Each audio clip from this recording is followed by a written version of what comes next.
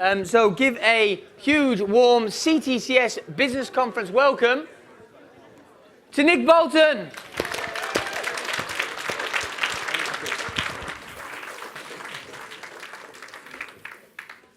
Good morning. Do you like the jacket, by the way? It occurred to me today, as I saw James on stage, that if we merged, like some kind of weird law of attraction merge as we went past, I'd become the man from Del Monte. Or, failing that, I'd become John Travolta. But either way, it seemed to me that, all else failing, I could have some fun up here. But I really want to talk to you today about how I went from bust to breakthrough, pretty much in the last year, actually. It's funny, people tell stories, don't they? I think we all tell stories about our lives. Somehow we try to make sense of them. We try to figure out, if I tell this story, this narrative of my life, it makes sense to me. And perhaps I can persuade you of some things too. But you know what? It's all narrative. In reality, what I'm going to tell you is just stuff that happened to me. I don't feel particularly sad about stuff. I don't feel particularly excited about stuff. What I find, though, is that I do stuff. And what I'd like to do over the next 15 minutes or so is tell you how I changed my life around in the last year. Thanks to some degree from my work with Dan, but thanks mainly to the work I did for myself, which is, let's be honest, what we all need to do.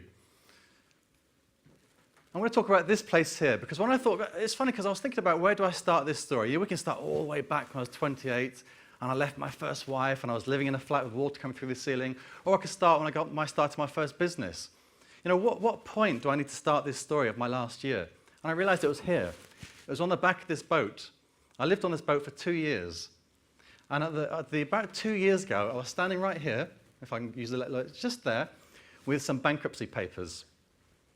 I had a pen in my hand, and I was hovering over the bankruptcy paper, about to sign it. Now, why did that happen? Well, quite simply because of this. Nice, eh? This was the first business I started 10 years ago. I started a conference company. I was doing conferences for the public sector. And I was doing stuff on homelessness, on child protection, on domestic violence. And it was a really great business. It made lots of money. The problem is my heart wasn't in it. It really wasn't in it. It wasn't a passion for me. And I had this amazing lifestyle, a beautiful car. This was my flat where I lived overlooking Victoria Dock. I was taking really nice holidays. It was an amazing lifestyle.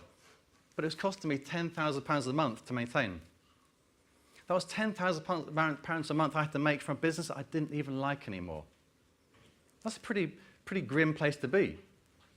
You wouldn't think it was grim, would you, to look at it? But it was a grim place to be because I was running a business I wasn't passionate about. And so I decided to take a break. What I realized was I was living somebody else's life. Actually, I don't know whose life I was living. I wouldn't mind meeting him. He sounds like a pretty groovy guy, but it wasn't me. So I decided to take a break, and I bought this. I sold everything I had. I had very little, actually, because I was spending it all. But I sold my flat, and I bought this boat for 26,000 quid. And that was all I had in the world, this boat. And I loved it. For 2 years, I travelled around the UK, all over the canals, all the way to Warwick. In fact, as far as down up to Warwick, all the way down the Oxford Canal. In fact, I found my own little piece of heaven on the Oxford Canal. I remember that little piece of heaven beautifully. It was this one moment in time where everything was perfect. There's bees buzzing around, the sky was gorgeous and blue. It was amazing, but I felt compelled to move on. I was really happy, but I didn't really feel I had a direction. There was something missing in my life. And there was another problem too. You know that big lifestyle that I had? When I sold my flat, it didn't pay off the debts. I had a tax bill here for £28,000. Actually, 5 of that's been paid off on this bill, but that was 5 months into it. I had a £28,000 tax bill. And in total, another £78,000 of debt. And I was on my boat, traveling around the country, really enjoying it, and I forgot, actually, I need to earn some money to pay this stuff. And that was why I was on the verge of bankruptcy. And as I was about to sign this paper, I read a book by Jonathan Jay, who was, of course, the founder of the Coaching Academy, and it was called Sack Your Boss. And I read that book, and it was a really simple book, but I thought to myself, this guy would not go bankrupt. I know he wouldn't. This guy would not go bankrupt. And nor will I. And I decided it was time to start living my own life. Because I've been living various lives. They weren't mine. They were okay, but they weren't mine. It was time to live my life. And so I decided to create a new life that was about a business that I was passionate about, but that would inspire passion in others too. A business that would make a difference to people. A business where I could actually see the results of what I did. You see, I never saw the results from my conferences and from coaching police officers. I didn't see that. The only thing I knew is that the police officers were passionate about the lunch I gave them. So it was time to start again. And I created the Smart School of Coaching. Now, I know some of you will have heard of the Smart School of Coaching, but it's still relatively new. It's just 3 years old. And it was an interesting process getting started. I don't know if any of you, who's actually got their own business here? Probably quite a lot of you, I guess. Yeah, good. When you first start off, it's a struggle, isn't it? And sometimes you get your first few clients relatively easily. And that's what I did. I got my first 12 clients, including, by the way, this stays in the room, Bruce Forsyth's wife. She trained with me so that she could become a coach for Miss World in Puerto Rico. It was an amazing time because I had these 12 fantastic coaches training with me. But I suddenly thought to myself, where does the rest of the business come from? How do I grow it from here? I had no financial resources whatsoever. I was still living on my boat, wondering what to do. But I knew this was the right direction for me. So it was time to really step up. So there's only one thing I could do. Anyone guess? I had to sell the boat. That was such a lovely lifestyle, but it had to go. But where was I going to go? I had no money. Now, funnily enough, at the time, maybe not funny for them, but my best friend, Wayne, had just separated from his wife. He moved out on a Tuesday. On Thursday, I moved in. I didn't just move into her flat. I moved into the room that he vacated, her bedroom. We had twin beds in the same room. But I knew it was the right thing to do. And for 3 months, you got dirty minds. For 3 months, I shared that room with her whilst I started to build my business. And what the proceeds of that boat enabled me to buy shows like One Life, Vitality Show, Mind, Body, Spirit, Mind, Body, Soul, Business Startup, all expensive shows, £3,500 a pop. But that was where I knew I was going to get my clients at first. And it worked. And I bumbled along, to some degree, I would say, for the next year and a half. Some months I'd get no clients whatsoever. Some months I'd get 10 clients, some months 4, some months 3, some months 5. It was such a random process. The biggest mistake I made, I think, at that time, and no disrespect to him, by the way, but I took on a business partner. And he was a great guy, but he wasn't me. And I don't know about you guys, but sometimes when you put 2 brains together, they make half a brain. And that's what we had. We had half a brain working on this business, and it was getting poor results.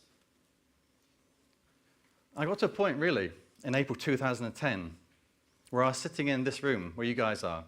Indeed, I'd been here 2 years ago, and Kevin at the back there, when I finally got into Dan's circles, Kevin said to me, you know what, Nick, I didn't like you at first when I first saw you. He said, I thought you were an arrogant know-it-all. I wasn't. I was just somewhat envious, if I'm honest, and I was somewhat in awe of what Dan had done. But I was also inspired, and I was kind of sitting back looking, thinking, is this real? Is what Dan's doing real here? And so Kevin kind of thought to himself, I was just arrogant. But when he got to know me, he realized it wasn't the case. It was just that I had to learn for myself. So in April 2010, there I was sitting in this room, listening to Dan, thinking something's got to change. What had to change? What did I do differently? Well, the first thing I did was I took my company back. That was a really tough move because the guy was my friend. We knew each other very well. But it was time to say, look, this is my vision. It's not your vision. To me, I felt he was chipping away at what I really wanted to do. I had to change my mindset about seeking support. You know, when I thought about Dan, I thought to myself, well, what does a guy offer me? I've been in business now for 11 years. What can this youngster, this young whippersnapper offer me? But actually, he had a lot to offer, and I had to change my mindset to seeking support, to not thinking that I had to find all the answers myself. I found my vision again, and my vision for the Smart School was always this. It was to create coaches who went on to make a business. There were too many coaches I saw who were being trained, had a lovely piece of paper in the drawer, but were doing nothing with it. That wasn't good enough for me. I wanted coaches who made a business, and my business partner used to say, it's too difficult, Nick. Coaches won't be able to create businesses. And I said, what the hell are we doing this for then? If we can't help them create a business, why are we in this business? I got my vision back. I then set new targets, much more challenging targets. And indeed, when I joined Dan's group, the first thing he said to me was, or to the group as a whole, is, who would like to have their best month ever? And this was August last year. And I said, yeah, I'll have my best month ever. And that month, I made £35,000. And it was my best month ever. And all I had to do was change my mindset and change my targets. I then started to really invest in business education. It was really intriguing to me that having been in business for 11 years, I knew very little about marketing. It was like I'd taken the easy option for years and years, basically just doing the same old stuff and getting enough business. But I hadn't really thought to myself, what do I need to learn here? So I educated myself on business. I read lots of books. I attended all Dan's stuff. I really got to know the world of marketing. I then increased my marketing channels. So for instance, James was talking about Facebook ads. I do Facebook ads. I do Google ads. I do all of the main shows. I have my database list, which I market to. I do joint ventures. All of those things start to feed into my business. And I started to increase the courses I offered. One of the questions Dan asked me quite soon into the process was, I was talking to him, how do I get new clients? He said, Nick, what do you offer your clients? And I said, well, one course. He said, I'm not even going to talk to you about getting new clients until you sell them more stuff. Sell them stuff they need. And I thought, damn, of course. So I created new courses. So what's that done for me? Well, let's take a look. This year, I've gone from an average of 4 people a month in my school to 10 people a month. I've gone from £6,000 a month in revenue to £22,000 a month in revenue. This is in the last year. And I should be going from about £70,000 of sales 2010 to £180,000 this year. But that's just the numbers, isn't it? I mean, that's just the numbers. That stuff is what's going to feed me. It's what's going to grow the business. But it is just numbers. There's other stuff too. I've had 2 of my best months ever at 30,000 plus. I'm number 1 on Google for one of the most popular search terms, which is life coach training. Actually, I think I'm number 3 today. It does vary, but it's, you'll see that the Smart School is on page 1 of Google for most major search terms, up along all the big companies. I've trained 70 coaches through a mastermind group and seeing amazing results from my coaches building businesses. We've had 2 sold-out NLP practitioner courses and a sold-out spiritual and transpersonal coaching course. This has been a revolutionary year for me. Other developments, there's one of the things I'm kind of pretty rubbish at, I've got to say, is delegation. But I realized for me to grow the business where I want it to be, I had to delegate. So I've taken on board a course director for my diploma and a head of supervision who now does all of the supervision for my coaches. We've set up voluntary projects with the London Early Years Foundation and Turning Point, where my coaches are actually coaching young apprentices and people coming off drug rehabilitation. These are some of my coaches, and I wish I could have more time to tell you what they're doing, but the stories are astonishing. One of the stories that really stands out for me was I think Daniel Priestley is speaking today, and I took a group of my coaches to one of his events. And one of my coaches was a 35-year plus civil servant, never done any marketing in his life, but I'd spoken to him about his niche. And Daniel said to him, "Excuse me, sir, what do you do?" He said, "I help UK entrepreneurs like you open up their business in Japan." And Daniel went, "That's really good. Most people just say I'm a business coach." And I went to Jeremy, "Good one." Then last week, we had the Authentic Happiness Summit, which started off as a very simple project to give 9 of my coaches a chance to speak on stage. I thought I'd get about 25, 30 people attending. We ended up with 120 delegates. And I've got to say, it's one of the proudest moments of my life to see these 9 amazing coaches on stage speaking to 120 people about something one person called authentic fluffiness. You know, these things can work if you're really committed to them. So what does the future hold for me? Well, it holds in January a 10-month NLP course, which is going to be one of the leading NLP courses in the country. We're launching a series of master diplomas, including youth empowerment coaching, small business coaching, executive and corporate coaching, and spiritual coaching next year. We're running Smart Minds, which is our mastermind group. The Authentic Happiness for Kids is coming next year. Creative Living Summit is coming next year. International? Absolutely. I don't know when, I've got to say. I haven't put any plans for international, but it's happening. What's my mission? Well, I realized this about 3 days ago as I was really thinking about Dan's conference. I was in the gym, I was in the steam room, and I was just thinking, and I thought, you know, there are some coaching schools I really admire. Not many, I've got to say, but some. Some are really, they're almost like my blueprint. And I thought to myself, could I ever be as good as them? And I realized, yeah. The Smart School is going to be the greatest coaching school that's ever been created. And I mean that. I'm talking about the companies you guys know from across America, across the world. The Smart is going to be up there, I guarantee it. And the question I've got to pose to myself now is, am I living my life? Am I living the right life for me now? Well, in May next year, I'm going to be cycling to Venice. Now that I've set up my course directors, it's giving me time. I haven't had a holiday in 6 years. But this has given me the time to really build the life I want. So my next holiday is going to be cycling to Venice for about 4 weeks across France, and I cannot wait. So am I living my life now? This is my route, by the way. all across France. I cannot wait for that. Damn right I'm living my life. Guys, thank you ever so much for your time today. My name is Nick Bolton.